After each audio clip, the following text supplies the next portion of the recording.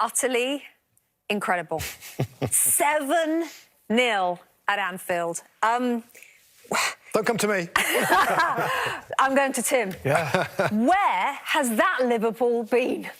Well, we talked about what a big game this is across all of England. It's the biggest fixture. And I tell you what, I said this to you off camera, I thought Liverpool were going to do it today because Anfield and the Kop, they recognize big moments, big occasion, big nights. They recognize that, and that place was electric. And maybe that's what they needed, just to know that this team still has it in them. What's so incredible about this game that we love, Robbie, is how quickly everything can change. Can you remember last weekend as well? You talked about the Man United situation, winning the League Cup and the celebrations to that. Liverpool at Crystal Palace last Saturday was so flat. I've never seen them so flat.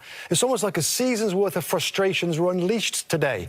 And we always talk about, well, we have in recent times about front three players at Liverpool. There's been a magnificent front three that started to break up, of course, when Sadio Mane left. How about this front three, by the way? How about that? How about that for an exhibition of finishing, of creativity, of incredible finishes, incredible understanding and movement, particularly between Darwin Núñez and Gakpo? They switch positions all the time. All of them scored 2 goals in the game. Firmino comes on and gets an extra one as well. I mean, obviously it shows what Liverpool are capable of. Sadly for their fans, they haven't been able to do that week in, week out. But the contrast, and given what we've been saying about Man United, about what the manager's been saying about mental toughness and having winners at the club and all this, which we've all agreed with, you still can get that. The game is astonishing. That was an astonishing game.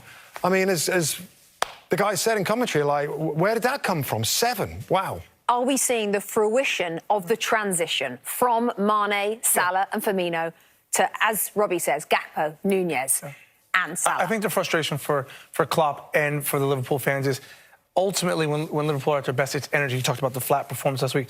It's energy. It's a midfield three. It still looks like Henderson and Fabinho are still 2 of the best. Harvey Elliott, they got a performance from, but they're at their best when they're flying forward. The fullbacks are going forward, and the front three is interchanging. This front three does look like they have a bit of rhythm. Step back for United. How big? You know, reality check? We've done a ton of praise to Erik ten Hag, and he deserves it for what he's done at this moment in time. We can't ignore what happened today and the positional situation that nobody understood when you got the league's best scoring, great form in Marcus Rashford.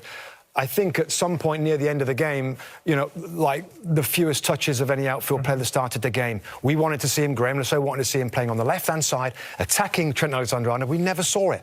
I don't get that. Listen, maybe explain something, but yeah, an awful day for Manchester United, yeah. We'll await the post-match interviews.